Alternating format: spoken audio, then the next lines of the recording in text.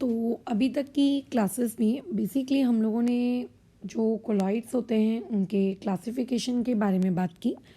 अब हम लोग कोलॉइड्स के प्रिपरेशन वाले पार्ट की तरफ मूव करेंगे कि अगर आप लोगों के पास कोलॉइड्स है तो वो कोलॉइड्स आखिर बन कैसे रहे हैं, प्रिपेयर कैसे हो रहे हैं, ये सारे तरीक़ों पे हम लोगों का डिस्कशन होगा, राइट। अच्छा, तो देखो वैसे तो कोलॉइड्स को तैयार करने के बहुत सारे तरीके होते हैं, बट हम लोगों को मेजर कुछ ही तरीक़ों के बारे में डिस्कशन करना है, स्पेसिफिकली उन तरीक़ों के बारे में जिनका जिक्र एनसीईआरटी में किया गया है। एक मिनट, हाँ, अंकित का वीडियो एक्चुअली लाइव हो नहीं रहा है। अच्छा, उनका तो प्राइवेट है, सॉरी। ठीक है, तो हम लोग सिर्फ उन्हीं तरीक़ों के बारे में बात करेंगे जो आपके मेजर तरीके से एनसीईआरटी में लिखे हों। अब जो तरीके एनसीईआरटी में नहीं है, वैसे बहुत सारे इंडस्ट्रियल लेवल में तरीके यूज़ हो रहे हैं, उन सब में हमें अपनी खोपड़ी नहीं चलानी है। तो तुम्हें याद होगा कुछ दिनों पहले हमने क्लासिफिकेशन ऑफ कोलॉइड्स वाला पार्ट पढ़ा था। वहाँ पे हमने 2 टॉपिक पढ़ा था। एक टॉपिक जो हम वहाँ पढ़े थे वो था लायोफोबिक सॉल, और एक हम लोगों ने क्या पढ़ा था, लायोफिलिक सॉल। ठीक है, लायोफिलिक, और दूसरा हम लोगों के द्वारा पढ़ा हुआ था लायोफोबिक। देखो, लायोफिलिक सॉल को प्रिपेयर करना कोई कठिन काम नहीं है, जस्ट मिक्स। मतलब जिस भी चीज़ का बेसिकली आप सॉल बनाना चाहते हो उन चीज़ों को आपस में मिक्स कर दो, बन गया सॉल। क्योंकि डीपी डीएम आपस में बहुत ही ज़्यादा एक दूसरे को क्या करते हैं, प्यार करते हैं, एक दूसरे के साथ अट्रैक्ट होना चाहते हैं, इसीलिए उनकी मिक्सिंग हो जाती है और आपका प्रोडक्ट आपको बन के मिल जाता है। अब दूसरी तरफ होते हैं आप लोगों के पास लायोफोबिक सॉल्स। ठीक है, अच्छा, अब ये जो लायोफोबिक सॉल्स आपको दूसरी तरफ मिलते हैं, ये लायोफोबिक सॉल्स सॉल्वेंट को प्यार नहीं करते, डीएम को बिल्कुल प्यार नहीं करते, उनको बल्कि डीएम के साथ रहना तक बताओ अच्छा नहीं लगता। तो ऐसे केस में क्या हो जाता है, अगर आप उनको सिंपली बोलोगे कि चलो मिक्स कर देते हैं और सॉल बन जाएगा, तो सारी मिक्सिंग से आपका सॉल बनने वाला नहीं है। तो लायोफोबिक सॉल को अगर प्रिपेयर करना है तो कुछ हम लोगों को स्पेशल मेथड्स यूज़ करनी पड़ती हैं। उन स्पेशल मेथड्स को बेसिकली आज हम लोग क्या करने वाले हैं, डिस्कस करने वाले हैं। ठीक है, यही हमारा आज का टॉपिक है। तो अब ऐसे केस में हम लोग ब्रॉडली सबसे पहले तो कोई भी अगर आपको कोलाइडल सिस्टम तैयार करना है तो कोलाइडल सिस्टम की प्रिपरेशन को हम लोग पहले तो ब्रॉडली 2 पार्ट्स में क्लासीफाई कर लेते हैं। जैसे कि अभी आपको अगर कोलाइडल सोल्यूशन तैयार करना है तो कोलाइडल सोल्यूशन को तैयार करने के लिए आपके पास सबसे पहली फोरमोस्ट इम्पॉर्टेंट कंडीशन क्या होगी कि अगर आप चाहते हो कि कोलाइडल सोल्यूशन प्रिपेयर हो जाए तो उस कोलाइडल सोल्यूशन के प्रिपरेशन के अंदर, मतलब उस कोलाइडल सोल्यूशन के अंदर जो डीपी होगा, उसका जो पार्टिकल जो होगा, उसका रेंज कितना होना चाहिए। उसका रेंज होना चाहिए 1 नैनोमीटर से लेके आप लोगों के 1000 नैनोमीटर तक, यही रेंज होना चाहिए। बात समझ में आ रही है? अच्छा, अगर कोई पार्टिकल इस रेंज का है तो वो कोलाइडल सोल्यूशन बना लेगा। अगर कोई पार्टिकल इस रेंज का नहीं है, इससे छोटा है, इससे बड़ा है, तो मान लेते हैं वो कोलाइडल सोल्यूशन नहीं बना पाएगा। छोटा है तो ट्रू सोल्यूशन बनाएगा, बड़ा है तो सस्पेंशन बनाएगा। तो मान के चलो यहीं से हमारे पास 2 पर्टिकुलर केसेस अराइज हो जाते हैं। आप लोगों के पास कुछ ऐसे पार्टिकल्स हैं जिनका साइज 1 नैनोमीटर से बताइए कैसा है, छोटा है। ठीक है, जिनका जो साइज है वो कैसा है, लेस देन 1 नैनोमीटर। और आपके पास कुछ पार्टिकल्स ऐसे हैं जिनका साइज 1 नैनोमीटर से बड़ा है, 1000 नैनोमीटर से बड़ा है। अगर आप सिंपली इन पार्टिकल्स को डीएम में मिक्स करोगे तो जिसका साइज 1 नैनोमीटर से छोटा है वो क्या हो जाएगा, आपका ट्रू सोल्यूशन बना लेगा, और जिसका साइज 1000 से बड़ा है वो सस्पेंशन बना लेगा। बट हमको इन लोगों से क्या चाहिए, हमें इन लोगों से कोलाइडल सोल्यूशन चाहिए। तो हम क्या करते हैं, 1 नैनोमीटर वाले से छोटे, इतने छोटे हैं कि भैया हमारे कोलाइडल रेंज में नहीं आ रहे, तो हमने क्या किया, ऐसे बहुत सारे छोटे छोटे 1 नैनोमीटर से भी छोटे पार्टिकल्स को एग्रीगेट करना शुरू किया। हमने क्या करना शुरू किया, उनको जमा करना शुरू किया। ठीक है, हम इनको तब तक जमा करते गए जब तक इनका जो क्लस्टर है, ठीक है, क्लस्टर जो है इन लोगों का डीपी का, ये किस में नहीं लाई करने लगा, ये रेंज में लाई करने लगा, है ना। जब तक ये रेंज में नहीं आने लगा किस चीज़ के, आप लोगों के कोलाइडल सॉल्यूशंस बनाने की रेंज में, और जब ये पर्टिकुलर रेंज में आ जाएगा तो तुम इसका सोल्यूशन बना डालोगे। और तुमने अगर पुरानी क्लासेस की हैं, क्लासिफिकेशन पढ़ा है, तो इससे बनने वाला जो कोलाइडल सोल्यूशन होता है, बेसिकली इसको हम लोग कहते हैं मल्टी मॉलिक्यूलर कोलाइडल सोल्यूशन, बराबर। इसे क्या कहते हैं, मल्टी मॉलिक्यूलर कोलाइडल सोल्यूशन। तो एक तरीका है कोलाइडल सोल्यूशंस को बनाने का कि आपका पार्टिकल रेंज से छोटा है, तो बहुत सारे पार्टिकल को आप क्या करो, जमा करो, ठीक है। और उसके बाद जो ट्रू सोल्यूशन बनाने वाला था वो ट्रू सोल्यूशन नहीं बनेगा, क्योंकि आपने जमा कर लिया, है ना। और जमा करने के बाद फिर आप उन्हें क्या कर रहे हो, कोलाइडल सोल्यूशन आप बना रहे हो। उनको पहले रेंज में लेकर आए, ठीक है, उनको पहले रेंज में लेकर आए। तो बेसिकली किसी भी छोटे छोटे पार्टिकल्स को जमा करना, जमा करने के बाद उनको रेंज में लेकर आना, और फिर उनसे क्या करना, आगे पर्टिकुलरली क्या बनाना, आपके पार्टिकल्स क्रिएट करना। इसको बेसिकली हम लोग कौन सी मेथड कहते हैं, this is known as condensation method. ये कौन सी वाली मेथड कहलाती है, कंडेंसेशन मेथड। इसे हम लोग क्या कहते हैं, कंडेंसेशन मेथड। तो कोलाइडल बनाने के लिए जो पहली मेथड तुम्हारे आंखों के सामने है, दैट इज कंडेंसेशन मेथड, ठीक है। अच्छा, आगे कंटिन्यू करते हैं। अब ऐसी भी तो एक सिचुएशन हो सकती है कि पार्टिकल जो आपके पास है, उस पार्टिकल का आप चाहते हो colloidal solution banana, but unfortunately ये जो पर्टिकुलर पार्टिकल आपके पास है, ये इतना बड़े साइज का है कि आप इससे कोलाइडल सोल्यूशन नहीं बना सकते। अगर आप उससे कोलाइडल सोल्यूशन बनाने गए तो होगा, बताओ क्या होगा, ये कि आपका कोलाइडल छोड़ो सस्पेंशन बन जाएगा। अगर पार्टिकल का साइज 1000 नैनोमीटर से बड़ा होता है तो कोलाइडल नहीं बनता है, फिर क्या बनता है, सस्पेंशन बनता है। क्या बनता है, सस्पेंशन बनता है। तो ऐसे केस में ये तो हमको नहीं चाहिए, तो अब हम क्या करें। तो ऐसे में हम लोग क्या करते हैं, जो भी आपका लेट से बड़ा सा पार्टिकल है जो कि हमारी रेंज के आउटसाइड है, बराबर, जो हमारी रेंज के कहाँ है, आउटसाइड है, उस आउटसाइड वाले पार्टिकल को बेसिकली हम लोग क्या करते हैं, डिसइंटीग्रेट करते हैं, उसको तोड़ते हैं, ठीक है। उसको इस तरीके से पार्टिकल्स को तोड़ देते हैं, डिसइंटीग्रेशन करते हैं वहाँ पे उसका। और जब आप उसको डिसइंटीग्रेट करते हो, ठीक है, तो डिसइंटीग्रेट करने के बाद वो पर्टिकुलर चीज़ किस में आ जाती है, आपके कोलाइडल सोल्यूशन की रेंज में आ जाती है। और जब वो कोलाइडल सोल्यूशन की रेंज में आ जाती है, तब आप उससे क्या बना लेते हो, अपना कोलाइडल सोल्यूशन बना लेते हो, है ना। डिसइंटीग्रेट करने के बाद अगर तुम्हें चौथा classification depending upon the size वाला अगर याद है, तो इस पर्टिकुलर चीज़ को हम लोग क्या कहते हैं, मैक्रो मॉलिक्यूलर कोलाइडल सोल्यूशन। इसे क्या कहते हैं, मैक्रो मॉलिक्यूलर कोलाइडल सोल्यूशन। और जो टेक्निक्स इस पर्टिकुलर मेथड के अंतर्गत आती हैं, जहाँ पर हमको तोड़ने की नीड पड़ रही है पर्टिकुलर चीज़ों को, उन टेक्निक्स को हम लोग बेसिकली क्या कहते हैं, डिस्पर्जन मीडियम कहते हैं। उसको हम लोग क्या कहते हैं, डिस्पर्जन मेथड, नॉट मीडियम, क्या कहते हैं, डिस्पर्जन मेथड। तो हम लोग हमारे कोलाइडल सॉल्यूशंस को प्रिपेयर करने वाली टेक्निक को, ठीक है, ओवरऑल कितने टुकड़ों में क्लासीफाई करेंगे, इसको हम 2 टुकड़ों में क्लासीफाई करेंगे। एक कंडेंसेशन वाली प्रोसेस से प्रिपेयर कर रहे हो, और दूसरा आप उसको कौन सी वाली मेथड से प्रिपेयर कर रहे हो, डिस्पर्शन, ठीक है। तो डिस्पर्शन में आपके पास क्या होंगे, बहुत बड़ा सा एक टुकड़ा होगा, बहुत ही लमसम, ठीक है, मोटा अट्ठा हट्टा कट्टा। उस पर्टिकुलर टुकड़े को आप क्या करोगे, तोड़ोगे, ठीक है, ब्रेक करोगे, डिसइंटीग्रेट करोगे, ठीक है। लार्ज से आप उस चीज़ को किस में कन्वर्ट करोगे, स्मॉलर साइज में कन्वर्ट करोगे।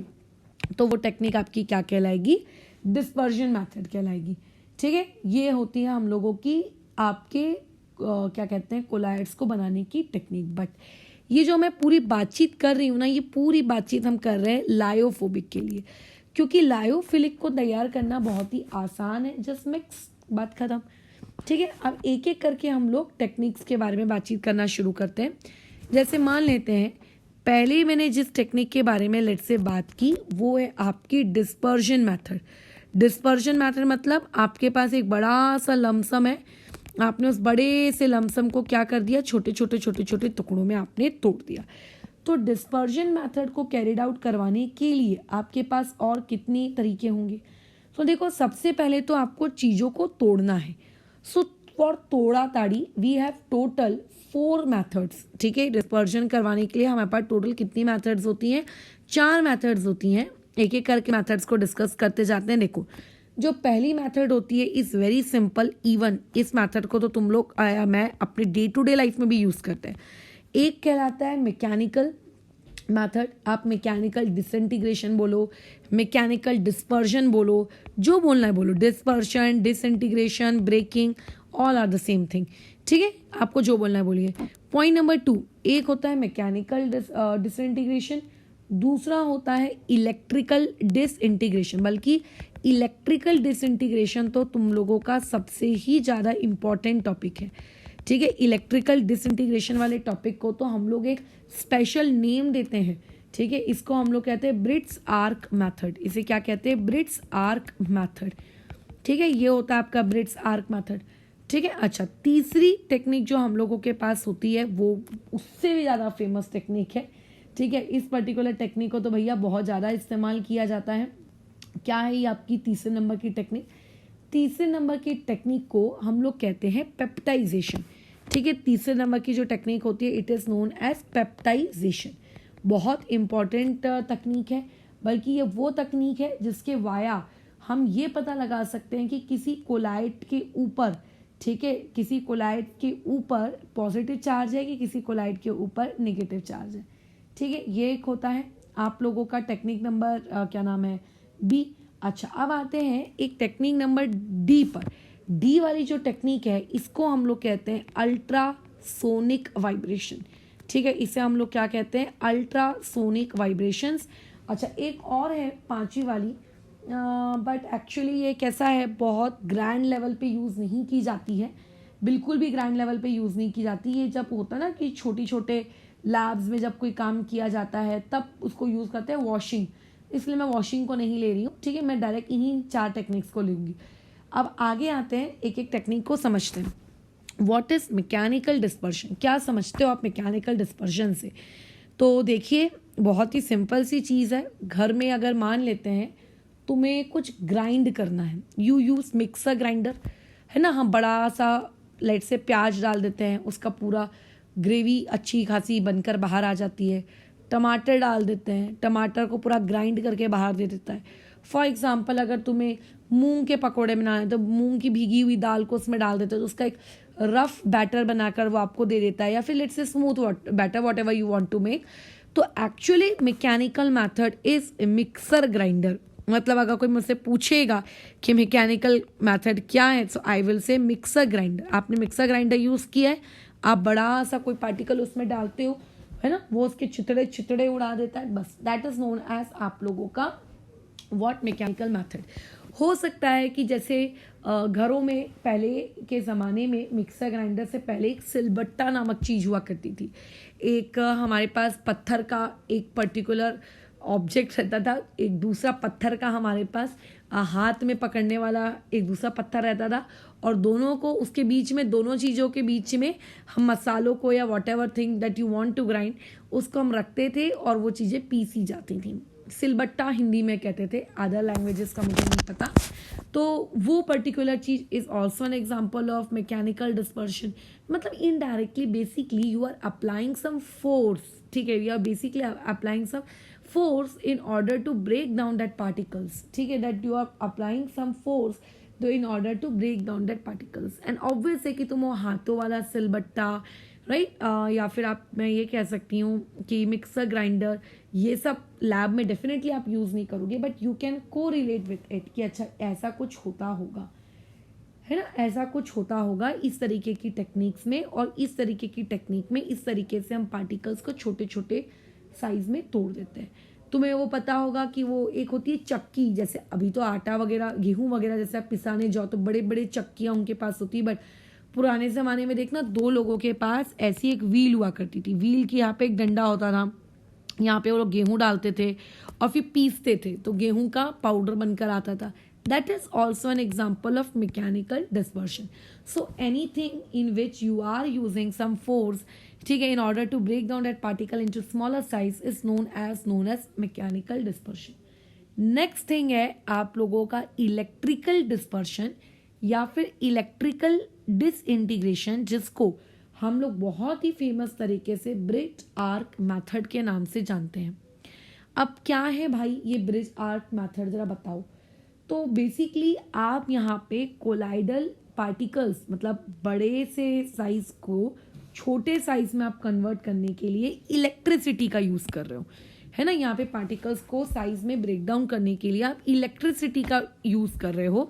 सो therefore this particular method is known as bridge arc method या फिर electrical disintegration. But the most important topic, इस पर्टिकुलर इलेक्ट्रिकल डिसइंटीग्रेशन में हम लोग यूजुअली लेस रिएक्टिव मेटल्स को यूज करते हैं। ध्यान रखना, मतलब हर किसी चीज का इलेक्ट्रिकल डिसइंटीग्रेशन नहीं करवाया जाता है।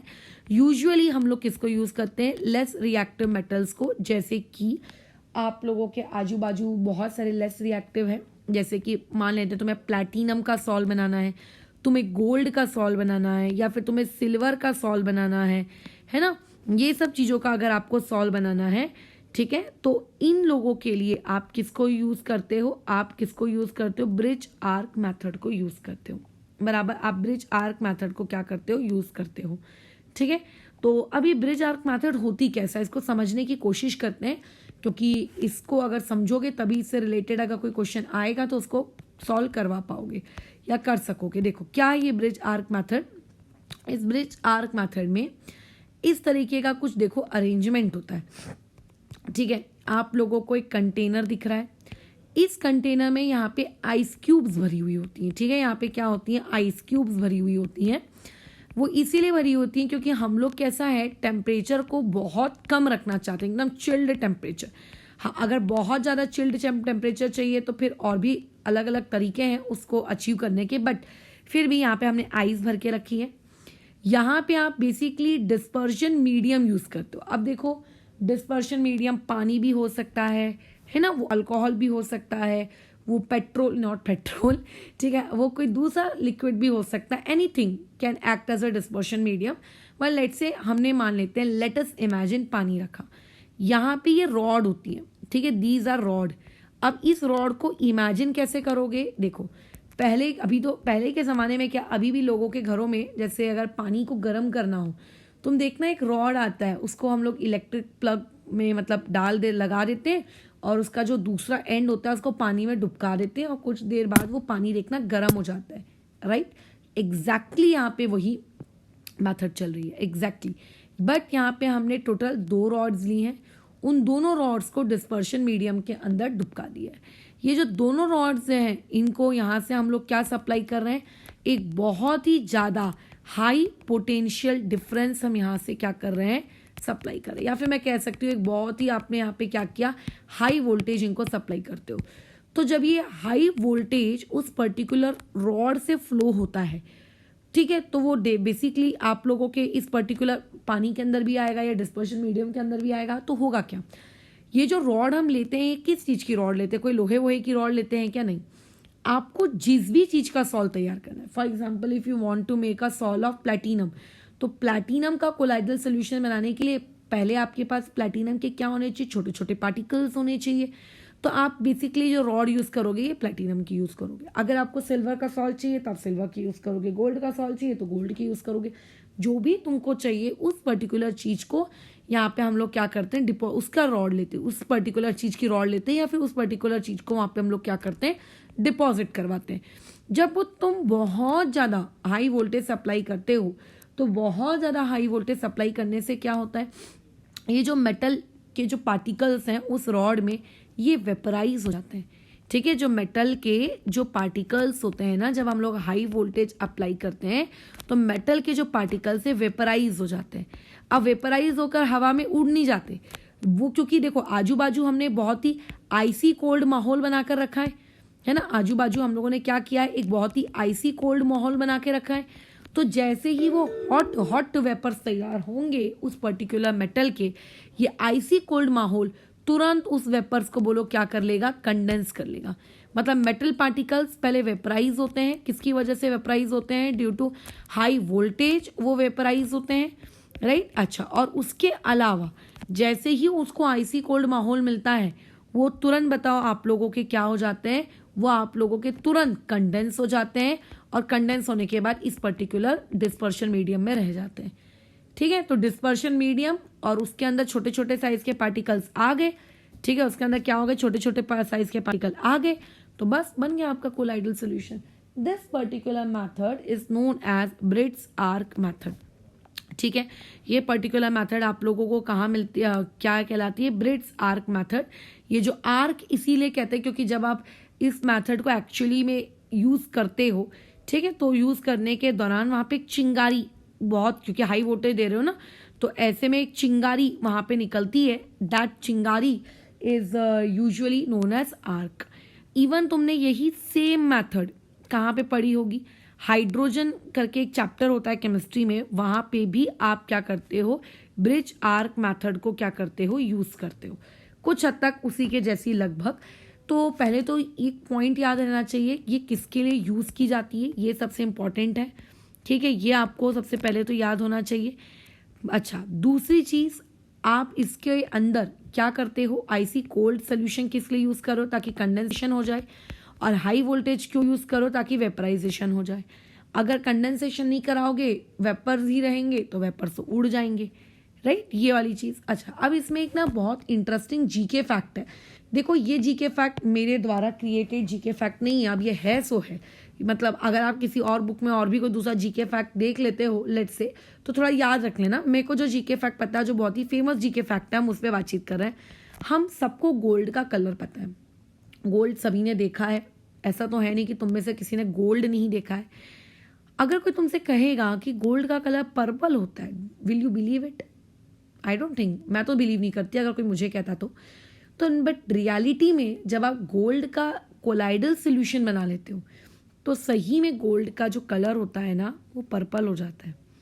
कैसी बातचीत कर रहे हो, एग्जैक्टली होता है ये, मैं तो नहीं कह रही हूँ, सही में होता है। अगर मान लेते हैं हमने कोलाइडल सोल्यूशन जो बना रहे हैं, उसमें आपका जो पार्टिकल का जो साइज है, मान लेते हैं जो डीपी है, ठीक है, उसका जो साइज है, वो गोल्ड का साइज बहुत बहुत बहुत बहुत छोटा है, एक्सट्रीमली स्मॉल। तो गोल्ड जो कलर इम्पार्ट करता है ना, वो होता है रेड। अगर पार्टिकल का साइज आपने क्या किया है, लार्ज रखा है, तो जो गोल्ड का, ठीक है, सोल्यूशन रहेगा, उसका कलर होगा ब्लू। अगर मैंने लार्ज और स्मॉल के बीच का एक रेंज रखा है, मतलब ना तो मेरा पार्टिकल स्मॉल की रेंज वाला है, ना तो मेरा पार्टिकल एकदम एक्सट्रीमली लार्ज की रेंज वाला है, वो बेसिकली क्या है, इन दोनों के बीच की सिचुएशन है। ठीक है, वो इन दोनों की क्या है, बीच की सिचुएशन है। तो ऐसी बीच की सिचुएशन में उसका जो कलर होता है, दैट इज आपका रेड और ब्लू का एडिशन। तो रेड और ब्लू को ऐड करके तुम्हें जो भी कलर मिलता है, usually we called it as purple, आपको पर्पल कलर की चीज मिलती है। एंड वो जो पर्पल कलर की चीज आपको मिलती है ना, उसको हम लोग क्या कहते हैं, केशियस पर्पल कहते हैं। ठीक है, ये केशियस पर्पल किस काम में आता है, तुम देखना जो चर्च वगैरह होते हैं, या फिर लेट से कोई बहुत ही ब्यूटीफुल ब्यूटीफुल कांच के क्या होते हैं आप लोगों का आइटम्स होते हैं, कलरफुल कांच आपको दिखते हैं, तो एक्चुअली वो जो पर्पल या पिंकिश कलर का जो कांच क्रिएट होता है, उस कांच को क्रिएट करने के लिए हम लोग गोल्ड सॉल्ट का इस्तेमाल करते हैं।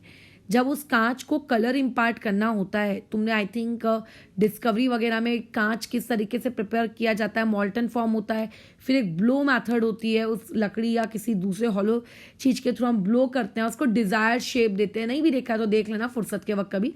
तो उस पर्टिकुलर मॉल्टन स्टेट में अगर आप गोल्ड का सॉल्ट मिक्स कर दो ना, तो वो कौन सा कलर प्रोवाइड कर लेता है आप लोगों के उस पर्टिकुलर चीज को, पर्पल कलर का या फिर रेडिश कलर का, थोड़ा सा बीटरूट कलर का कलर उस कांच को प्रोवाइड कर देता है। और उसके वजह से आपका जो कलर है कांच का, वो नेचुरली बोलो कैसा दिखता है, पर्पल पर्पल दिखता है, कैशियस ब्लू। तुम चाहो तो गूगल कर लेना, मैं तुम्हारे सामने ही देखो इसको गूगल कर लेती हूँ, देखते हैं क्या है आप लोगों का ये Cassius method, Cassius method, sorry not Cassius method, Cassius,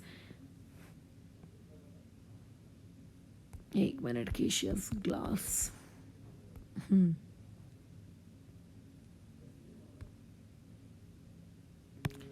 अरे यार ये क्या खुल गया है, तो ग्लास के नाम पे तो कुछ धोखा कर दिया मेरे साथ, आई थिंक मैंने स्पेलिंग गलत लिख दी है शायद।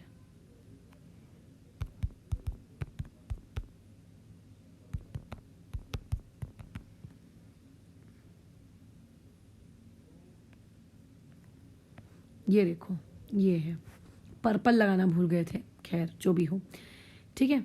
अब तुम अपने हिसाब से तुम्हें जो देखना है तुम देख सकते हो, बट ये इस तरीके का दिखता है, नेटवर्क काफ़ी पुअर।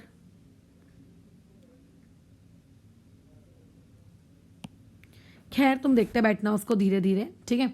ये देखो ये इस तरीके की चीज़ आपको दिखती है, पर्पल पर्पल कलर का, पर्पल तो नहीं कहोगे बट बीटरूट कलर मैं कह सकती हूँ। इस तरीके का जो चीज़ आपको मिलती है, this is because of what, आप लोगों का दैट इज़ गोल्ड सॉल, ठीक है। तो ये गोल्ड सॉल की खैर एक कहानी है, आगे करते हैं। तो ये बातचीत हो गई। अच्छा अब कहने को तो देखो ये चीज़ें बहुत ही अच्छी लगती हैं सुनने में कि अच्छा इलेक्ट्रिक आर्क मेथड यूज़ किया, उस इलेक्ट्रिक आर्क मेथड को यूज़ करके हमने अलग अलग प्रकार के सॉल्व क्रिएट किए। अब देखो एक्सपेरिमेंटली लैब में ये चीज़ें करवाई जाती हैं। अब ऑब्वियस है कि लैब में हर साल स्टूडेंट्स आएंगे, उनको सिखाने के लिए आप गोल्ड का, प्लैटिनम का, सिल्वर का सॉल्व तो आप बनाओगे नहीं। तो हम लोगों को जब ये चीज़ें सिखाई जाती हैं लैब में तो we usually use carbon electrodes, graphite है ना, जो नॉर्मल होता है ग्रेफाइट के इलेक्ट्रोड्स हम यूज़ करते हैं और उसके थ्रू सीखते हैं कि अच्छा पेप्टाइड अगर हमको ये करवानी हो मैथड फ्यूचर में कभी तो हम किस तरीके से करवाएंगे। एटलीस्ट एक बार खुद की हुई तो होनी चाहिए ना। तो देखो इसका मैंने यूट्यूब में सर्च किया था वीडियो, उतने ज़्यादा कोई इसके पास वीडियो है नहीं, 3 वीडियोस थे टोटल, ठीक है, एक्चुअल लैब वाले वीडियोस। तो उसमें से यही एक वीडियो है जो बेस्ट है। इसका साउंड देखो कम कर देते हैं। ये देखो इन्होंने क्या किया है, कार्बन के इलेक्ट्रोड्स डाले उस पर्टिकुलर वाटर के अंदर। अब तुम बोलोगे मैडम यहाँ आइस बाथ नहीं दिख रहा, मतलब आइस क्यूब्स नहीं दिख रहे, तो हो सकता है उस बंदे ने भैया जो यूज़ किया हो पर्टिकुलर वाटर वो बहुत ही ज़्यादा आइसी कोल्ड। अब देखो धीरे धीरे पूरा पानी कैसा होने लगा है, आप लोगों का पूरा काला हो रहा है, यानी कि वो जो रॉड के अंदर जो ग्रेफाइट है वो धीरे धीरे निकल निकल के कहाँ आ रहा है, आपके सोल्यूशन के अंदर, ठीक है। वो धीरे धीरे कहाँ आ रहा है, सोल्यूशन के अंदर आ रहा है, राइट। अच्छा तो इसी बस पर्टिकुलर मेथड को हम लोग बेसिकली क्या कहते हैं, आप लोगों का ब्रिट्स आर्क मेथड कहलाती है। तो इसका तुम क्या कर सकते हो, गोल्ड सॉल्व या सिल्वर सॉल्व जो भी तुम्हें बनाना है वो सॉल्व तुम बनाओ। चलो तीसरी मेथड की तरफ मूव करते हैं। दैट तीसरी method is very important method. That third method is basically peptization, ठीक है। इसको हम लोग कहते हैं peptization. What do you mean by the term peptization? बहुत ही सिंपल चीज़ है। अब देखो इसमें पेप्टाइजेशन में एक वर्ड तो आ गया पेप्ट। तो पेप्टाइजेशन का मतलब समझते हैं भाई क्या कि पेप्टाइजेशन किस बला का नाम है। Everybody knows the word PPT, not PowerPoint presentation, but everybody knows the word meaning of word PPT in chemistry, right. हम लोग जब से छोटे थे, I think double displacement reaction तुमने जब से पढ़ना शुरू की थी तब से तुमने प्रेसिपिटेट वर्ड के सब तुम काफ़ी घुले मिले लोग हो, उसको जानते हो। तो मान लेते हैं आपके पास एक पीपीटी है। अब पीपीटी हम कहाँ से लाएंगे यार, बनाओ फ्रेशली प्रिपेयर पीपीटी बनाओ, बनाना तुम्हारी टेंशन है, बनाओ पीपीटी, ठीक है। बना लिया पीपीटी, मान लेते हैं मैंने तुमसे कहा कि पीपीटी बनाओ और तुम पीपीटी बनाकर ले आए। यूजुअली हम लोग पेप्टाइजेशन प्रोसेस के थ्रू जब कोलाइडल सोल्यूशन बनाते हैं तो जिन पीपीटी का इस्तेमाल करते हैं वो यूजुअली फ्रेशली प्रिपेयर्ड पीपीटीज होती हैं। तो मान लेते हैं आपके पास एक फ्रेशली प्रिपेयर्ड पीपीटी है, ड्राई, ठीक है, आपने ड्राई कर लिया उसको ओवन वगैरह में रखकर। इस फ्रेशली प्रिपेयर्ड पीपीटी के अंदर आप क्या करते हो, इलेक्ट्रोलाइट डालते हो, ठीक है। आप इसके अंदर क्या करते हो, आप इलेक्ट्रोलाइट डालते हो या कोई रिएजेंट डालते हो, ठीक है। आप इसके अंदर क्या करते हो, कोई एक रिएजेंट डालते हो, या फिर इसको कई बुक्स में तुम ऐसा भी लिखा पाओगे कि इसके अंदर आप क्या डालते हो, इलेक्ट्रोलाइट डालते हो। अच्छा कौन सा इलेक्ट्रोलाइट डालना है उस पर भी डिस्कशन करेंगे, बट इलेक्ट्रोलाइट डालते हो तो होता कैसा है कि जैसे ही ये रिएजेंट इस पर्टिकुलर फ्रेशली प्रिपेयर्ड पीपीटी के अंदर जाता है तो कुछ प्रोडक्ट बनता होगा, ठीक है। तो वो जो प्रोडक्ट आपको बेसिकली मिलता है वही प्रोडक्ट आप लोगों का क्या होता है, कोलाइडल सोल्यूशन होता है, ठीक है। वही पर्टिकुलर प्रोडक्ट आपका क्या होता है, कोलाइडल सोल्यूशन। कितना आसान है ना यहाँ से बनाना, हाँ ये तो कुछ ज़्यादा ही आसान है। लेकिन इसको समझते हैं अभी कि इसमें खास बात क्या है। सबसे पहले तो कुछ खास बातें जो तुम्हें पता होनी चाहिए कि पेप्टाइजेशन वाली प्रोसेस के दौरान आप जिस पर्टिकुलर रिएजेंट का उपयोग करते हैं, पहले तो उसको एक दूसरे नाम से जाना जाता है, that is known as peptizing agent. ठीक है, उसको हम लोग क्या कहते हैं, पेप्टाइजिंग एजेंट के नाम से कहते हैं। कई बार क्वेश्चनों में ऐसा डायरेक्टली पूछ लिया जाता है कि इस पर्टिकुलर क्वेश्चन में पेप्टाइजिंग एजेंट कौन है, तो जिसको ये पता होता है कि पीपीटी के अलावा, देखो एक रिएक्शन में पीपीटी होगी रिएक्टेंट साइड और दूसरा रिएजेंट होगा जिसको आपने ऐड किया है, तो ऑब्वियस है कि वो जो रिएजेंट है दैट इज नोन एज आप लोगों का पेप्टाइजिंग एजेंट। ठीक है, that is known as peptizing agent. अब होता क्या है इसमें, ये तो तुम्हें समझ में आ गया कि कोलाइडल सोल्यूशन बन जाता है, रियल लाइफ में भी बना के देख सकते हो, लेकिन ये जो पेप्टाइजेशन है, बेसिकली ये पेप्टाइजेशन की जो प्रोसेस है, ये बहुत इंपॉर्टेंट चीज़ हमको एक्सप्लेन करती है। तुम्हें याद होगा जब हम लोग क्लासिफिकेशन पढ़ रहे थे कोलाइड्स का, तब उस वक्त हमने ये टॉपिक पढ़ा हुआ था हमारा कि कुछ कोलाइड्स आपके पॉजिटिव होते हैं, कुछ कोलाइड्स आपके निगेटिव होते हैं। मैंने कहा था कि अभी फिलहाल आप इसको याद रखें कि कौन पॉजिटिव है कौन निगेटिव है, जिसमें हमारी बात हुई थी कि मेट ऑक्साइड्स, हाइड्रो ऑक्साइड्स है ना, हाइड्रेट ऑक्साइड्स, ये यूजुअली आप लोगों के पॉजिटिव में आते हैं। क्ले हो गया, राइट, आप लोगों का मान लेते हैं मेटल्स के सॉल्व हो गए, ये यूजुअली किस में आते हैं, ये निगेटिव में आते हैं। तो मैम ये पॉजिटिव निगेटिव ये कैसे है, हमको नहीं पता। बेसिकली सही में अपन बता भी नहीं सकते। अगर आप कोई किसी कोलाइड को देख रहे हो, आप देख के नहीं बता सकते, है ना, आपको इलेक्ट्रिक फील्ड लगानी पड़ेगी। अगर मान लेते हैं आपका कोलाइड पॉजिटिवली चार्ज है तो वो नेगेटिव फील्ड की तरफ उसके पार्टिकल्स मूव करेंगे। So by this method you can tell us whether the colloid is positive और negative. But the most important point कि चार्ज आया कहाँ से, क्योंकि हम क्या कर रहे हैं, हम एक पर्टिकुलर कोलाइड को बनाने के लिए डिस्पर्स पार्टिकल को सिंपली डिस्पर्स मीडियम में ही तो डिसॉल्व करवा रहे हैं। भले ही कोई मेथड यूज कर रहे हो बट डिसॉल्व ही तो करवा रहे हैं यार। आखिर ये चार्ज पैदा कैसे होता है किसी भी कोलाइड के ऊपर, कोलाइड्स के ऊपर चार्ज आखिर आता क्यों है, तो इसका रीजन देती है आपकी पेप्टाइजेशन।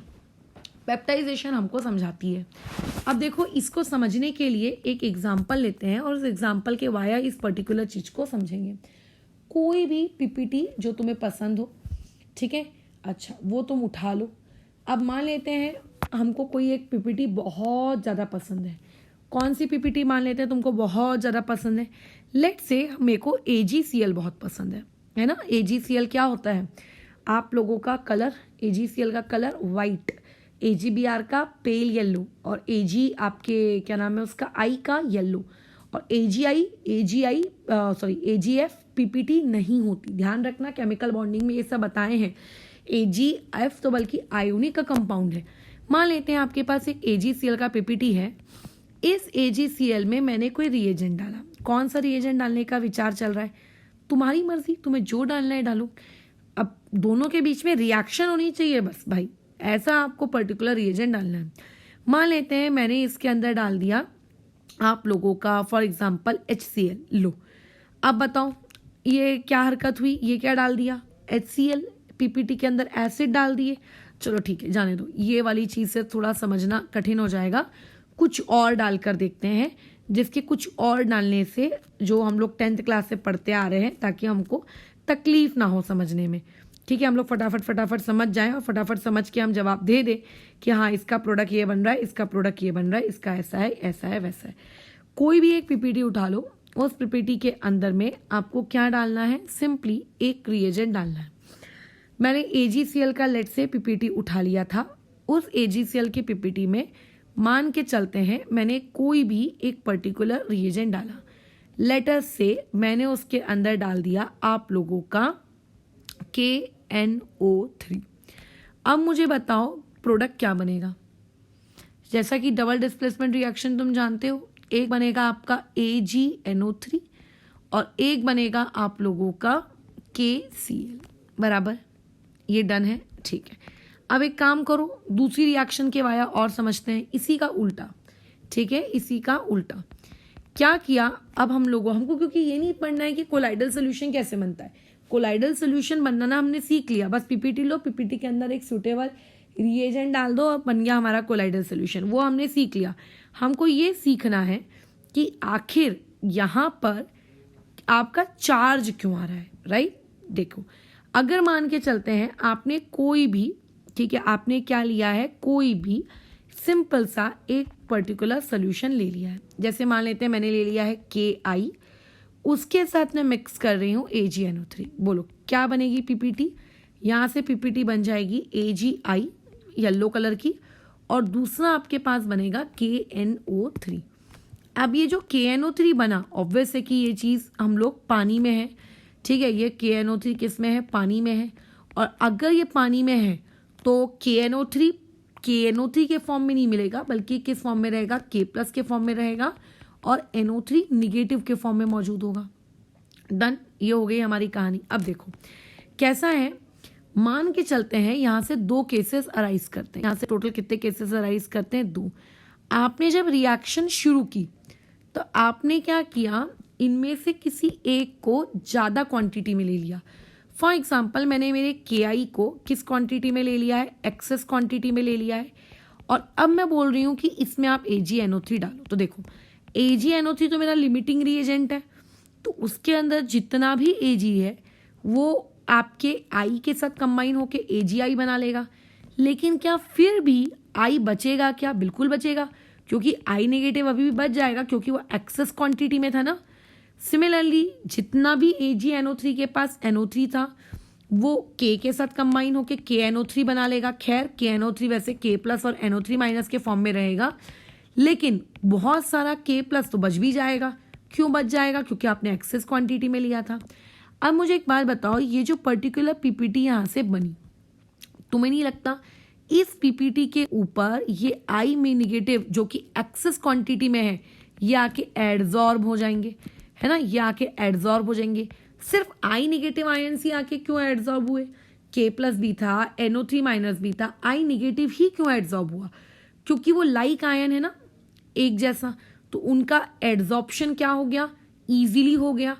तो ऐसे केस में ये सिचुएशन ऐसी हो जाएगी कि मान के चलते हैं या आप लोगों के पास AgI की पीपीटी है, और लेकिन इस AgI की पीपीटी के ऊपर बोलो कौन आके डिपॉजिट हुए पड़े हुए हैं, I नेगेटिव डिपॉजिट हुए हैं। अब AgI एज अ होल वो तो एक न्यूट्रल स्पीशीज थी, बट क्योंकि उसके ऊपर आके नेगेटिव चार्ज वाली स्पीशीज क्या हो गई, डिपॉजिट हो गई। तो देयरफॉर इस पूरे के पूरे इस पर्टिकुलर कोलाइडल सोल्यूशन का जो भी चार्ज रहेगा, उस कोलाइडल पार्टिकल के ऊपर जो चार्ज होगा वो कौन सा चार्ज होगा, नेगेटिव। क्यों नेगेटिव आया, ये बात समझ में आ रही है, क्योंकि उसने कुछ आयंस सॉल्यूशंस के अंदर से क्या करवा लिए, एब्जॉर्ब करवा लिए। कुछ आयंस उसने सॉल्यूशन के अंदर से क्या करवा लिए, एब्जॉर्ब करवा लिए, और वो उन्हीं आयंस को अपने ऊपर एब्जॉर्ब करवाएगी, ठीक है, जो उसके आयंस और कोलाइडल सोल्यूशन के आयंस के बीच में क्या हो, कुछ कॉमन हो। फॉर एग्जाम्पल मान लेते हैं ये सिचुएशन ऐसी होती कि आपने KI लिया होता, ठीक है, और मान लेते हैं आपके पास AgNO3 होता, लेकिन इस बार AgNO3 को तुमने एक्सेस क्वांटिटी में लिया होता। तो बोलो क्या हो गया होती कहानी कुछ इस तरीके की होती कि देखो प्रोडक्ट में तो कोई चेंज नहीं आता, प्रोडक्ट तो बनता AgI, है ना, लेकिन इस बार एक्सेस क्वांटिटी में क्या होते, Ag पॉजिटिव आयंस होते एक्सेस में, क्योंकि कुछ Ag तो यूज हो गया I के साथ पीपीटी बनाने में, बट कुछ Ag बच गया। आपके पास एक्सेस क्वांटिटी में NO3 नेगेटिव आयंस होते, और आपके पास KNO3 होता in the form of K+ and NO3-। अब मुझे बताओ कि अगर ये तुम्हारी पीपीटी है तो इसके ऊपर कौन आके एड्जॉर्ब होगा, इन तीनों में से डेफिनेटली ये वाला आके एड्जॉर्ब होगा। यानी कि अब सिचुएशन कैसी है, अब सिचुएशन कुछ ऐसी है कि आप लोगों के पास AgI का एक पार्टिकल है और उसके आजू बाजू में कौन आके एड्जॉर्ब हुआ है, उसके ऊपर Ag पॉजिटिव। तो अगर मैं पूछूं कि ओवरऑल ये जो अभी कोलाइडल सोल्यूशन बना, इस पर्टिकुलर कोलाइडल सोल्यूशन पे क्या चार्ज है, तो इस कोलाइडल सोल्यूशन पे एक पॉजिटिव चार्ज आ गया। क्यों, क्योंकि उसने अपने ऊपर पॉजिटिव पार्टिकल्स को क्या होने दिया, डिपॉजिट होने दिया, एब्जॉर्ब होने दिया, राइट। उसने क्या किया, अपने ऊपर एक पॉजिटिव पार्ट को क्या होने, डिपॉजिट होने दिया, ठीक है। अच्छा, और इस पर्टिकुलर प्रोसेस को, ये जो होता है ना कि कुछ आयंस को वो एब्जॉर्ब होने दे रही है सोल्यूशन के अंदर से, कुछ आप लोगों के आयंस को वो एब्जॉर्ब होने नहीं दे रही है सोल्यूशन के अंदर से। So this is known as selective adsorption. इस पर्टिकुलर फेनोमेना को हम लोग क्या कहते हैं, सिलेक्टिव एड्जॉर्प्शन। मतलब कोई भी कोलाइडल पार्टिकल चार्ज क्यों होता है, due to this selective adsorption, इस सिलेक्टिव एड्जॉर्प्शन की वजह से। तो जब भी आप चाहते हो कि आप पीपीटी से कोलाइडल सॉल्यूशन बनाओ तो आपको बेसिकली मुंह उठाकर कोई भी रिएजेंट नहीं ले लेना है, ठीक है। आपको मुंह उठाकर कोई भी रिएजेंट नहीं ले लेना है, आपको वही रिएजेंट चूज करना है जिसके पास क्या होना चाहिए, एक आयन क्या होना चाहिए, कॉमन आयन होना चाहिए। किसके साथ कॉमन आयन होना चाहिए? आप लोगों के पीपीटी के साथ, ताकि वो पर्टिकुलर कॉमन आयन आकर उस पर्टिकुलर पीपीटी के ऊपर एब्जॉर्ब हो जाए। So PPT surrounded by common ion is basically a colloidal particle, ठीक है। अगर मान लेते हैं आपके पास ये पीपीटी है और आप बोलोगे कि ये कोलाइडल पार्टिकल है, तो नहीं, पीपीटी के आजू बाजू जब कॉमन आयन लेट से CI आके इस तरीके से एब्जॉर्ब हो जाते हैं ना, तो उस पर्टिकुलर कॉम्बिनेशन को, उस पूरे के पूरे कॉम्बिनेशन को हम डीपी कहते हैं, यानी कि डिस्पर्स पार्टिकल। फिर उस डिस्पर्स पार्टिकल को हम डिसॉल्व करते हैं, जिस भी चीज़ में आपको डिसॉल्व करना, वैसे तो डिसॉल्व हो चुका रहता है क्योंकि आप रिएजेंट यूज़ कर रहे हो, वो आपका कोलाइडल पार्टिकल होता है, वो आपका डिस्पर्स पार्टिकल होता है, ठीक है। And this is known as peptization. तो ये चीज़ हम लोगों को ये शिक्षा देती है कि आप लोगों के कौन सी चीज़ें आपकी पॉजिटिव होंगी, कौन सी चीज़ें नेगेटिव होंगी। इससे ना बहुत सारे क्वेश्चंस ऑलरेडी पूछे जाते हैं कि अगर एक पीपीटी को मैंने इस रिएजेंट के अंदर डिसॉल्व किया तो बताइए जो कोलाइडल पार्टिकल बनेगा उस कोलाइडल पार्टिकल के ऊपर चार्ज क्या होगा, राइट। अच्छा, जैसे एक चीज़ ध्यान रखना, मैंने यहाँ पे एक स्टार्टिंग में एक एग्जांपल लिया था कि आप AgCl की पीपीटी लो और रिएजेंट KNO3 ले लो, तो यहाँ पे ये बन जाएगा। क्या ये सही एग्जांपल होगा? क्या बिल्कुल नहीं, ये गलत एग्जांपल होगा क्योंकि इसमें क्या नहीं है, कॉमन आयन नहीं है, ठीक है। तो ऐसे बहुत सारे सवाल पेपर में पूछे जाते हैं कि बताइए कि अगर आपने ये पीपीटी ली है, अगर आपका ये रिएजेंट है, तो बताइए जो कोलाइडल सॉल्यूशन बनेगा उस पर चार्ज क्या होगा। या फिर इसका उल्टा भी क्रिएट किया जा सकता है, आपको पैराग्राफ टाइप के क्वेश्चन में चार्ज दे दे, आपको पीपीटी दे दे और पूछे कि बताइए इस चार्ज को क्रिएट करने के लिए इस पीपीटी के साथ कौन सा सूटेबल रिएजेंट होगा। या तीसरी कैटेगरी चार्ज दे दे, रिएजेंट दे दे और बोले कि बताइए कौन सी पीपीटी सूटेबल रहेगी। तो ऐसा नहीं है कि मैं तुम लोगों को कुछ लिस्ट बनाकर दे दूं, उस लिस्ट को तुम याद कर लो, ठीक है, और तुम बोलोगे कि हाँ मैडम करके ये अब इसी में से आएगा। कोई भी कॉम्बिनेशन दे सकता है। तो बेसिकली तुम्हारा लॉजिक क्लियर होना चाहिए, उस लॉजिक के अकॉर्डिंग फिर तुम क्वेश्चन सॉल्व कर सकते हो। जैसे फॉर एग्जाम्पल अगर मैं बोल देती हूँ FeOH होल थ्राइस 3, ये पीपीटी होती है, ध्यान रखना, और FeCl3 का सोल्यूशन फेरिक क्लोराइड का, और मैं बता दूं फेरिक क्लोराइड के सोल्यूशन को हमेशा फ्रेशली ही प्रिपेयर करना पड़ता है, बहुत ही बदतमीज होते हैं ये लोग, ठीक है। फॉर एग्जाम्पल हम कॉम्बिनेशन ले लेते हैं AgI प्लस इसके साथ ले लेते हैं AgNO3, ठीक है। लेट्स से हम एक और कॉम्बिनेशन ले लेते हैं, हमने ले लिया AgI प्लस आप लोगों का KI, ठीक है। ये इस तरीके का बातचीत हम लोग करवा रहे हैं कि ऐसा होगा, ये होगा, वो होगा, है ना। अब मुझे बताओ क्या हो जाएगा। तो यहाँ पे आप लोगों का ये तो पीपीटी है भाई, ये तो आप लोगों की पीपीटी है। अब इस पीपीटी के ऊपर आकर इस पर्टिकुलर सोल्यूशन के अंदर से क्या एब्जॉर्ब होगा, दोनों में कॉमन क्या है, दोनों में कॉमन Fe है और Fe आके एब्जॉर्ब होने वाला है, ये क्या होगा, एब्जॉर्ब होगा। और एब्जॉर्ब होगा मतलब Fe के ऊपर, खुद के ऊपर कैसा चार्ज है, पॉजिटिव चार्ज है। तो इसकी वजह से ओवरऑल सोल्यूशन, जो कोलाइडल पार्टिकल का जो सोल्यूशन है वो भी कैसा होगा, पॉजिटिव होगा, राइट। अच्छा, अब इसमें कई लोगों का डाउट होता है कि मैडम वो एक्सेस पार्टिकल्स भी तो बच गए ना, उसकी वजह से सोल्यूशन नेगेटिव होना चाहिए। हम कोलाइडल पार्टिकल के ऊपर का चार्ज देख रहे हैं, ध्यान रखना, ठीक है, सोल्यूशन का नहीं। सिमिलरली यहाँ पे ये आपकी पीपीटी है, इन दोनों में कॉमन कौन है, देखो यहाँ भी Ag है, यहाँ भी Ag है।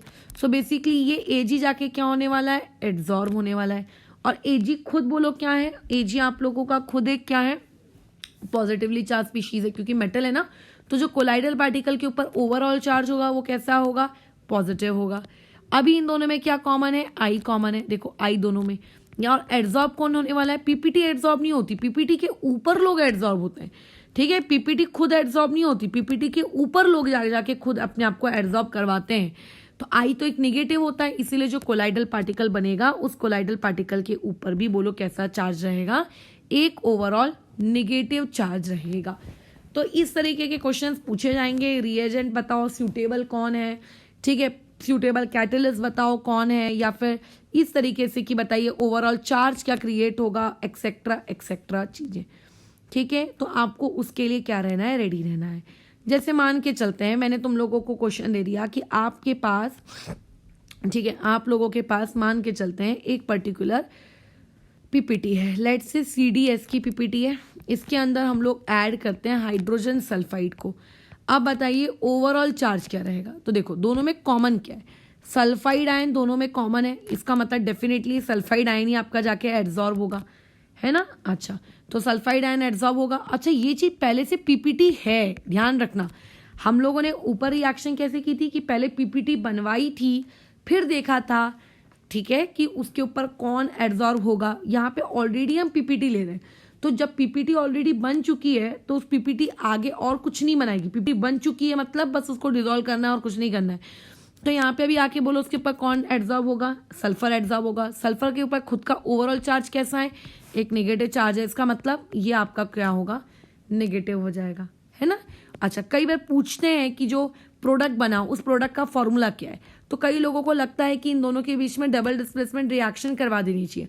तो देखो पीपीटी जब ऑलरेडी बन चुकी है ना, तो वो फिर से डबल डिस्प्लेसमेंट रिएक्शन नहीं करेगी। तो यहाँ पे फिर प्रोडक्ट क्या लिखेंगे मैम, तो जो पीपीटी है आप उस पीपीटी को वैसे का वैसे ही लिख दो, और उसके ऊपर एड्सॉर्ब कौन हुआ है, सल्फर, उसको ब्रैकेट के बाहर S2 नेगेटिव लिख दो। तो इससे समझ में आ जाता है कि ये वाली चीज पीपीटी है, और इससे ये समझ में आ जाता है कि ये वाली चीज बोलिए कौन हुई है, आप लोगों की एड्सॉर्ब हुई है। ठीक है, so by this you can create various examples, बराबर। और बहुत सारे एग्जाम्पल्स में आपको चीजें पूछी जा सकती हैं कि बताइए पॉजिटिव बनेगा, नेगेटिव बनेगा, एक्सेट्रा एक्सेट्रा वाली कहानी।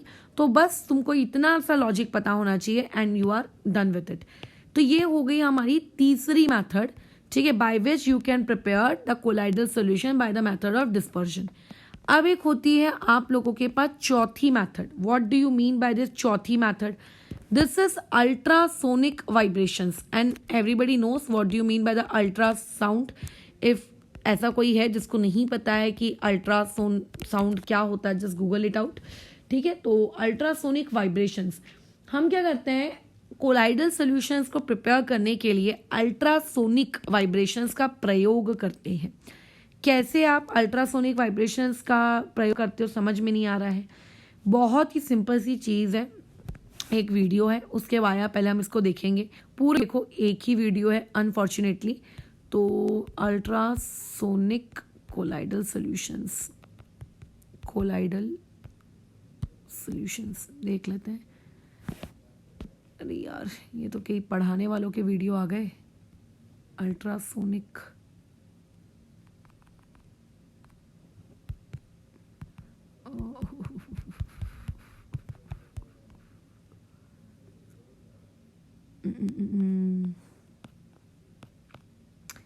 मैंने ढूंढा तो था, कहाँ चला गया। अब उसको मैं यहाँ पे ला भी नहीं सकती क्योंकि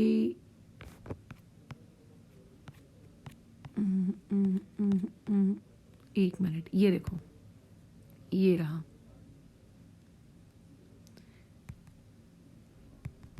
ये पर्टिकुलर है, ये देखो किस तरीके से हो रहा है। यहाँ से क्या हो रहा है आप लोगों का, पर्टिकुलरली उसने ऊपर से अल्ट्रासाउंड क्रिएट किया, डिस्पर्शन मीडियम देखो पूरा काला हो गया, एकदम खतरनाक।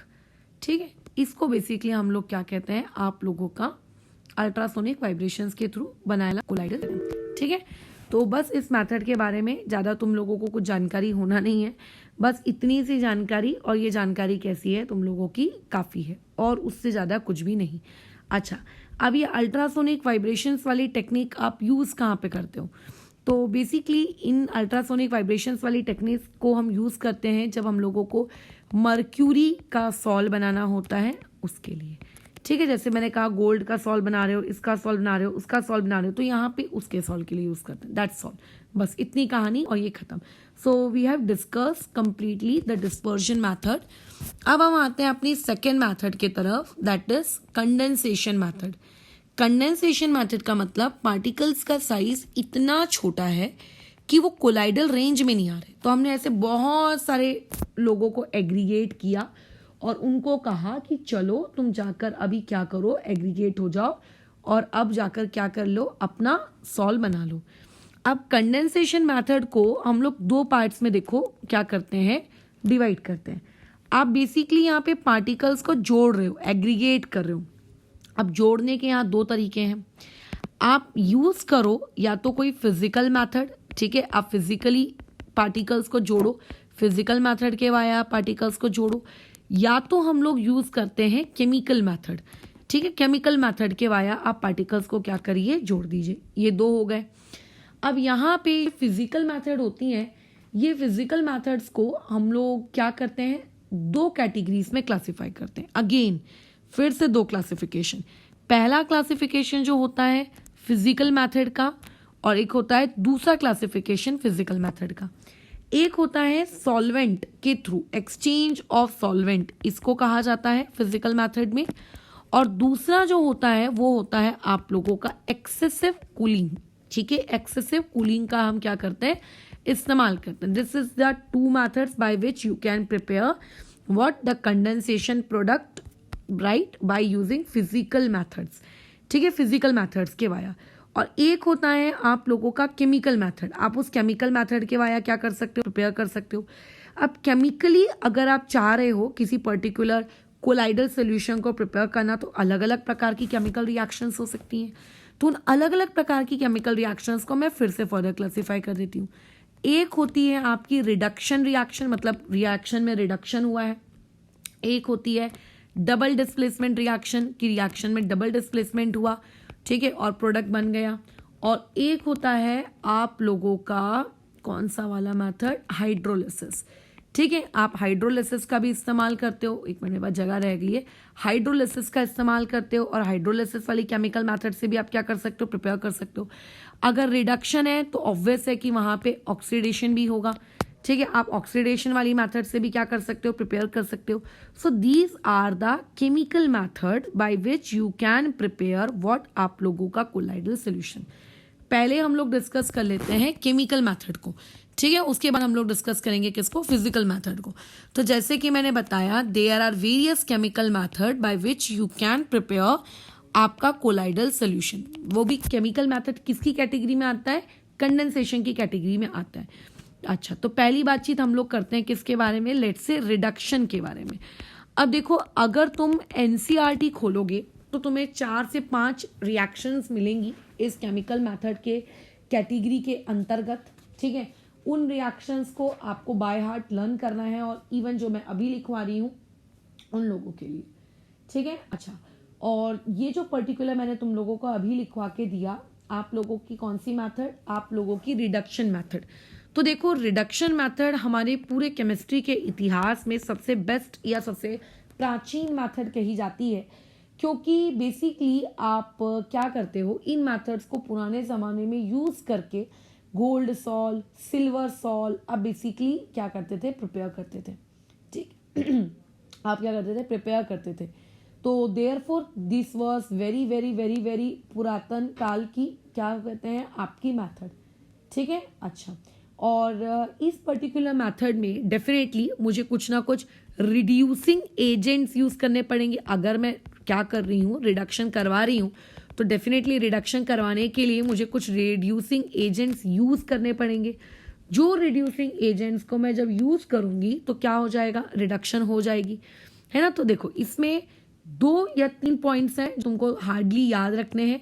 वो पॉइंट्स देख लो क्या है, उसके बाद हम लोगों की ये कहानी होती है खत्म। जैसा कि मैंने बताया, पुरातन काल से हम इनका यूज करते आ रहे हैं गोल्ड सॉल्ट के लिए, ठीक है, या फिर आप लोगों के सिल्वर सॉल्ट को बनाने के लिए। तो सॉल्ट को, नॉट सॉल्ट, तो मान लेते हैं आप लोगों के पास क्या है, AuCl3 है, आप उसमें क्या कर रहे हो, टैनिक एसिड डाल रहे हो। टैनिक एसिड क्या होता है वो जानने में तुम्हें इंटरेस्ट नहीं रखना है, बस खत्म, आपका बन जाएगा गोल्ड सॉल्ट। अगर मान के चलते हैं आप लोगों के पास क्या है, AgNO3 है, उस AgNO3 में आप क्या डाल रहे हैं, आप टैनिक एसिड डाल रहे हैं, तो वहां से आप लोगों का क्या बन जाएगा, सिल्वर सॉल्ट बन जाएगा।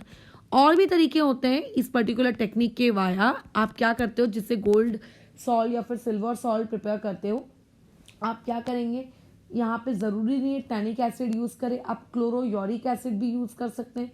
सो there are various reagents by which you can prepare the metal salt, ठीक है, आप इनसे मेटल सॉल्ट क्रिएट कर सकते हो।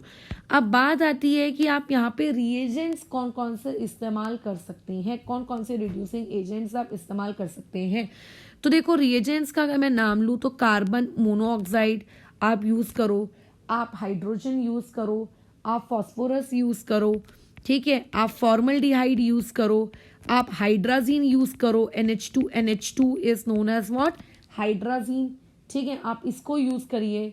आप हाइड्रोजन पर ऑक्साइड को यूज़ करिए, H2O2 को यूज़ करिए, फिनाइल हाइड्राजीन को यूज़ करिए, ठीक है। इनमें से आप कोई भी पर्टिकुलर रिड्यूसिंग एजेंट आप यूज़ करो, कोई भी पर्टिकुलर रिड्यूसिंग एजेंट, उस पर्टिकुलर रिड्यूसिंग एजेंट को यूज़ करके आप क्या कर सकते हो, अपना ये पर्टिकुलर टेक्निक का आप इस्तेमाल कर सकते हो। तो these are the common reducing agent that you have to remember कि ये पर्टिकुलर रिड्यूसिंग एजेंट हम इस पर्टिकुलर रिएक्शन के लिए क्या करते हैं, उपयोग में लेकर आते हैं, ठीक है। अच्छा, ऑब्वियस है कि जब आपको सॉल मिलेगा तो सॉल के साथ कुछ बाई प्रोडक्ट्स भी मिलेंगे, है ना, प्योर सॉल तो मिलेगा नहीं। तो अभी हमारा जो नेक्स्ट टॉपिक होगा प्रिपरेशन के बाद वो ये होगा कि how you are going to purify the sol, जो आपको सॉल आपने अभी अभी बनाए वेरियस टेक्निक्स से, स्पेशली केमिकल मेथड वाली टेक्निक से, आप इनको प्यूरिफाई कैसे करने वाले हो। सो राइट नाउ हम लोग अपनी नेक्स्ट टेक्निक में मूव करते हैं, दैट इज ऑक्सीडेशन, ठीक है। ऑक्सीडेशन वाला तरीका भी आप यूज कर सकते हो। इस ऑक्सीडेशन वाले तरीके के साथ भी आप क्या कर सकते हो, सॉल बना सकते हो। बट द बेस्ट एग्जाम्पल या फिर मैं कह दूं ऐसा कि ऑक्सीडेशन सॉल से ऐसा नहीं है, ऑक्सीडेशन वाली मेथड से हम किसी का भी सॉल बना रहे हैं। जैसे मैंने कहा रिडक्शन से बहुत अच्छा होगा कि आप मेटल के सॉल बनाइए, तो ऑक्सीडेशन वाली टेक्निक से आप क्या करेंगे, आप किसी दूसरी चीज का सॉल बनाएंगे। तो यहाँ पे जो बेस्ट नोन सॉल है जो हम इस पर्टिकुलर टेक्निक से बनाते हैं, दैट इज सल्फर सॉल, ठीक है। सल्फर सॉल को आप क्या करते हो, बनाते हो, या फिर आप यहाँ से सिलीनियम सॉल को आप यहाँ पे क्या करते हो, बनाते हो। तो किस टेक्निक से कौन से सॉल बनाए जा रहे हैं ये तुमको बेसिकली याद करना है। अब इनके रिएक्शंस के बारे में देख लेते हैं कि सल्फर सॉल आखिर बनता कैसे है। तो देखो सल्फर सॉल को अगर बनाना हो तो हम लोग क्या करते हैं, सल्फर के लिए एक H2S उठा के लेकर आ जाते हैं और दूसरा उठा के लेकर आ जाते हैं हम लोग SO2, इन दोनों को, और उसके बाद इन दोनों के बीच में डेफिनेटली रिएक्शन होती है, H2O बनता है और जो भी सल्फर होता है वो प्रेसिपिटेट आउट हो जाता है, डिसॉल्व्ड इन H2O, और यहाँ से आप लोगों का क्या बन गया, सल्फर का सॉल बन गया। सिमिलरली अगर तुमको मान लेते हैं सिलीनियम का सॉल बनाना है, तो सिलीनियम का अगर तुम लोगों को सॉल बनाने का है तो सिलीनियम का सॉल बनाने के लिए बोलो क्या करोगे, आपको सिलीनियम लाना पड़ेगा, है ना। अच्छा, तो बस फर्क इतना होगा कि H2S की जगह H2SE मैं यूज करूंगी और सल्फर डाइऑक्साइड की जगह SeO2 मैं यूज करूंगी। तो प्रोडक्ट यहाँ बन जाएगा H2O वाटर और मेरा सिलीनियम प्रेसिपिटेट हो जाएगा, और प्रेसिपिटेट होने के साथ साथ क्या हो गया, वो पानी में भी डिसॉल्व हो गया। तो लो यहाँ से हमारा ऑक्सीडेशन सॉल बन गया, है ना। यहाँ पे हमारा क्या बन गया, ऑक्सीडेशन सॉल बन गया। तो आप यहाँ पे जो यूज कर रहे हो, जो आप H2S यूज कर रहे हो, जो आप H2SE यूज कर रहे हो, ये बेसिकली क्या है, ये इस पर्टिकुलर क्वेश्चन में आप लोगों का एक क्या कर रहे हैं, SO2 का। देखो यहाँ पे SO2 का वो क्या करवा रहे हैं, चेक करो। यहाँ पे सल्फर की ऑक्सीडेशन स्टेट कितनी थी आपकी, +4, यहाँ कितनी हो गई, 0, यानी कि सल्फर की ऑक्सीडेशन स्टेट को उन्होंने कम किया, रिडक्शन करवाया, है ना। तो ये क्या है, आपके रिड्यूसिंग एजेंट है, ठीक है, ये आपके क्या है, रिड्यूसिंग एजेंट। तो कई बार क्वेश्चन में पेपर में पूछा जा सकता है कि सल्फर सॉल्ट को अगर केमिकली मेथड से प्रयोग करना है तो आप क्या इस्तेमाल करोगे, ठीक है। तो देखो एक आधी एग्जांपल यहाँ पे तुम लोगों को देके रखे हैं, ये एनसीईआरटी से ही उठाई हुई चीजें सीधा सीधा, कि अगर SO2 H2S यूज करोगे तो ये आपका ये सल्फर सॉल्ट मिल जाएगा। कई बार पेपर इस तरीके से, क्वेश्चन इस तरीके से पूछा जा सकता है कि अगर SO2 का एक पार्टिकल होगा तो बताइए वहां से वो कितने प्रपोर्शन में बनेगा। तो जिस इंसान को ये रिएक्शन याद है वो सीधा प्रपोर्शन का बता सकता है। रिडक्शन का एक एग्जांपल है, इसको बाय हार्ट याद रखना है। चलिए तीसरे रिएक्शन की तरफ मूव करते हैं। दैट तीसरी रिएक्शन इज, क्या लिखा था हमने तीसरी रिएक्शन में, आई थिंक डबल डिस्प्लेसमेंट लिखा था क्या, ठीक है। तो पहले तीसरी रिएक्शन को देख लेते हैं। तीसरी रिएक्शन क्या है, तीसरी reaction is simply double displacement reaction. You know what is double displacement, I just don't need to explain all that thing, ये आप लोगों का बेसिकली 10th क्लास की केमिस्ट्री है। तो डबल डिस्प्लेसमेंट में बस मैं यही कहूंगी, ये देखो आप लोगों की, अच्छा डिस्प्लेसमेंट लिख दिया क्या, सॉरी, डिकम्पोजिशन, ठीक है। डबल डिकम्पोजिशन रिएक्शन में बस मैं ये कहूंगी कि ऊपर जो एक एग्जाम्पल दिया है प्लीज उसको ही ध्यान दीजिए। जैसे मान लेते हैं मेरे पास AS2O3 है उसको मैंने H2S के साथ ट्रीट किया तो वहाँ से बन गया AS2S3। ये बेसिकली हमारा सॉल्व होता है और ये H2O के अंदर डिजॉल्व हो जाता है ना, ये H2O के अंदर डिजॉल्व हो जाता है। ठीक है, तो बस खत्म हो गई हमारी कहानी किसकी चीज़ को लेकर, डबल डिकम्पोजिशन को लेकर। तो ये एक आधी एग्जांपल है तुम्हारा डबल डिकम्पोजिशन को। और जो ये H2S3 बनता है इसका जो साइज होता है अगेन कोलाइडल रेंज में आ जाता है और ये H2O में डिजॉल्व हो गया है, इसका मतलब इसका कोलाइडल सोल्यूशन बन गया है। ये चीज़ें देखो जो है सो है वाले फॉर्मेट की है, इसीलिए आपको याद रखना है। चौथा जो होता है दैट इज आपका हाइड्रोलिसिस। अब देखो ये भी एक प्रकार का डबल डिकम्पोजिशन ही है। ठीक है, इसको भी मैं क्या रेट करूंगी कि ये भी एक प्रकार का आपका डबल डिकम्पोजिशन वाला ही मेथड है, जो कि अभी अभी हम लोगों ने ऊपर डिस्कस किया। लेकिन ऊपर वाले में क्या था कि आपने वाटर को एज अ सॉल्वेंट वहां पे यूज किया था। अब यहाँ पे हम लोग आ जाते हैं हाइड्रोलिसिस में। यहाँ पे भी डेफिनेटली हाइड्रोलिसिस अगर आप वर्ड यूज कर रहे हो तो यहाँ पे पानी का कुछ ना कुछ तो अंश रहा ही होगा। इसका बेस्ट एग्जांपल है फेरिक क्लोराइड। आपके पास FeCl3 है, आप उसको पानी के अंदर डाल दीजिए। जब आप उसको पानी के अंदर डालेंगे तो पानी के अंदर जाने के बाद PPT बना लेगा FeOH3 की, और यहाँ क्या आ जाएगा HCl। तो ये बेसिकली कौन है, आप लोगों का सॉल्व है। ये बेसिकली आप लोगों का क्या है, सॉल्व। कई बार पता है पेपर में क्वेश्चन पूछा जाता है कि ये वाला कॉम्बिनेशन सॉल्व है कि नहीं है, तो हम में से मैक्सिमम लोगों को ना पेप्टाइजेशन वाली चीजें याद रह जाती हैं कि पेप्टाइजेशन में आप PPT के साथ एक ऐसा रिएजेंट लीजिए जो कॉमन आयन शो करता है, और हमको यहाँ पे कोई कॉमन आयन दिखता नहीं है, तो हम इसको क्या बोल देते हैं कि नहीं मैडम ये सॉल्व नहीं है। ये भी सॉल्व है, क्योंकि देखो पेप्टाइजेशन वाली जो टेक्निक आप पढ़े थे वो कहाँ पढ़े थे, आप पढ़े थे डिस्पर्शन के लिए। तो डिस्पर्शन का नियम है ना वो, तो यहाँ पे ये भी लेकिन एक सॉल्व है, क्योंकि ये कैसे बना है, ये आप लोगों के एक फेरिक मतलब सॉल्ट को जब आपने वाटर में डिजोल्व किया तो जो PPT बनी उसकी वजह से बना है। ठीक है, ये किसकी वजह से बना है, उसकी वजह से बना है, राइट। तो ये कहानी थी तुम लोगों के हाइड्रोलिसिस को लेकर। तो बेसिकली इस तरीके से काम किया जा सकता है। ऐसे बहुत सारे एग्जाम्पल्स हो सकते हैं, बट बहुत सारे एग्जाम्पल्स को तो देखो आप अपने ब्रेन में स्टोर करोगे नहीं, तो इसीलिए जो रिएक्शंस जो एग्जाम्पल NCERT में स्ट्रिक्टली उन्हें फॉलो करना। तो ये हो गई केमिकल मेथड्स के बारे में बातचीत। अब आते हैं हम लोग फिजिकल मेथड्स की तरफ। जैसे कि मैंने कहा कि फिजिकल मेथड्स का भी यूज होता है किस टेक्निक में, आप लोगों की कंडेंसेशन वाली टेक्निक में। दो मेथड्स का नाम बताया था, एक बताया था सॉल्वेंट एक्सचेंज मेथड और एक बताया था आप लोगों का फ्रीजिंग वाली मेथड, है ना। अच्छा, अब ये फ्रीजिंग क्या है और ये सॉल्वेंट एक्सचेंज मेथड क्या है, इसमें थोड़ा सा जानकारी ले लेते हैं। जैसे कि पहले बातचीत कर लेते हैं, मान लेते हैं हम लोग सॉल्वेंट एक्सचेंज मेथड के बारे में। तो हेडिंग दे दो सॉल्वेंट एक्सचेंज मेथड। ठीक है, तो देखिए सॉल्वेंट एक्सचेंज का मतलब ये कहानी एक्चुअली में वही हो रही होगी कि एक पर्टिकुलर स्पीशीज को कोई दूसरी पर्टिकुलर स्पीशीज रिप्लेस कर रही होगी, खत्म। अच्छा, लेकिन यहाँ पे एक बात का ध्यान रखना है, सॉल्वेंट एक्सचेंज मेथड में कोई केमिकल रिएक्शन नहीं होती। ठीक है, यहाँ पे किसी भी प्रकार की कोई एक्चुअल केमिकल रिएक्शन नहीं होती। ठीक है, एक्चुअल यहाँ पे असली की कोई केमिकल रिएक्शन नहीं होती। ठीक है, आप सिंपली क्या करते हो, आपने जैसे एग्जाम्पल के तौर पे उठा लिया सल्फर, है ना, सल्फर को उठा के डिजोल्व कर दिया मिथेनॉल में, इथेनॉल में C2H5OH। ठीक है, साथ में आपने यहाँ पे एक्वस C2H5OH यहाँ पे ले लिया, इन दोनों को मिक्स कर दो, बन गया कोलाइडल सोल्यूशन, खत्म। ठीक है, सल्फर का कोलाइडल सोल्यूशन बन गया। तो क्या यहाँ पे कोई एक्चुअल केमिकल रिएक्शन हुई, क्या नहीं हुई। तो बस इन्हीं को हम लोग क्या कहते हैं, आप लोगों का सॉल्वेंट एक्सचेंज मेथड कहते हैं। सल्फर सॉल्व्स इसका क्या है, बेस्ट एग्जाम्पल होता है इनको प्रिपेयर करने का। ठीक है, इनका बेस्ट एग्जाम्पल होता है। इस बेस्ट एग्जाम्पल के थ्रू आप क्या करते हो, आराम से सल्फर सॉल्व्स या कोई दूसरी चीज़ों को आप बेसिकली क्या कर सकते हो, ऑब्टेन कर सकते हो।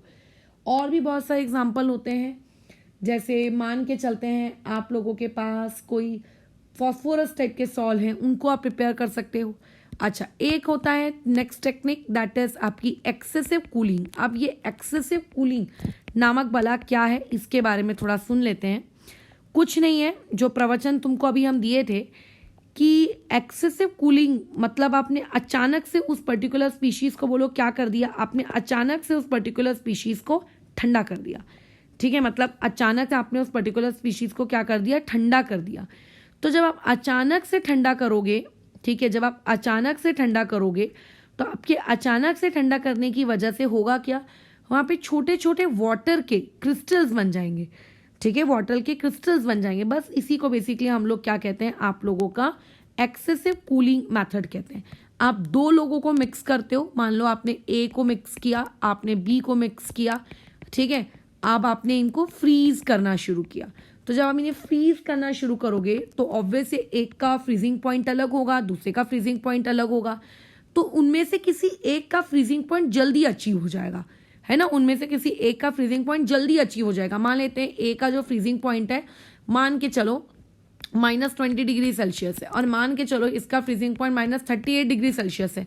तो जैसे ही तो -20 डिग्री सेल्सियस से पहुंचोगे, क्या होगा, आपका ए क्या हो जाएगा, फ्रीज हो जाएगा, ए आपका फ्रीज हो गया, और जो आपका बी है वो अभी भी कौन से फॉर्म में रहेगा, वो लिक्विड फॉर्म में रहेगा। बस इसी को हम लोग कहते हैं एक्सेसिव कूलिंग मेथड, कि आपने फ्रीज कर दिया और दूसरा क्या बन गया, जो फ्रीज हो गया वो डीपी के जैसे एक्ट कर रहा है, और जो लिक्विड मीडियम है वो किसके जैसे एक्ट कर रहा है, डीएम के जैसे, और यहाँ से आपका क्या बन गया, कोलाइडल पार्टिकल्स, यानी कि कोलाइडल सोल्यूशन बन गया, खत्म।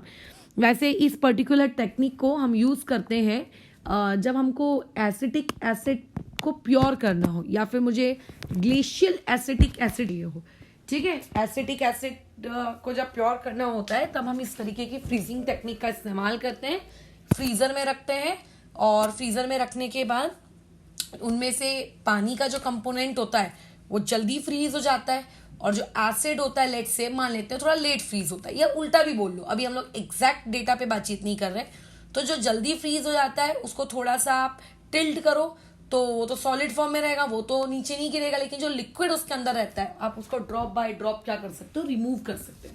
फिर इसी पर्टिकुलर प्रोसेस को हम बार बार रिपीट करते हैं अनलेस एंड अनटिल हमें हाई प्योरिटी का मतलब एसिड ना मिल जाए, ठीक है। तो ये कहानी थी आपके प्रिपरेशन ऑफ कोलाइड्स की। नेक्स्ट टॉपिक जो ये रहेगा हमारा, वो रहेगा प्यूरिफिकेशन ऑफ कोलाइड्स। अब जो तुमने कोलाइड्स बनाए हैं उनमें इम्प्यूरिटी होगी। क्यों इम्प्यूरिटी होगी, मान लेते हैं कुछ अनडिजायर्ड बाई प्रोडक्ट्स आपको मिल गए, जो बाई प्रोडक्ट्स आप बेसिकली नहीं चाह रहे थे, लेकिन वो भी अपने साथ साथ आपके पास आ गए हैं। तो ऐसे जो प्रोडक्ट्स आपको मिल गए हैं उनको हमें निकालना भी बहुत ज़रूरी है। अनलेस एंड अनटिल आप निकालोगे नहीं तो आपको परफेक्ट प्योर कोलाइड कैसे मिलेगा। So our next topic will be कि how you will carry out the purification of colloids. अब आप कोलाइड्स का प्यूरिफिकेशन किस तरीके से कराएंगे, ठीक है।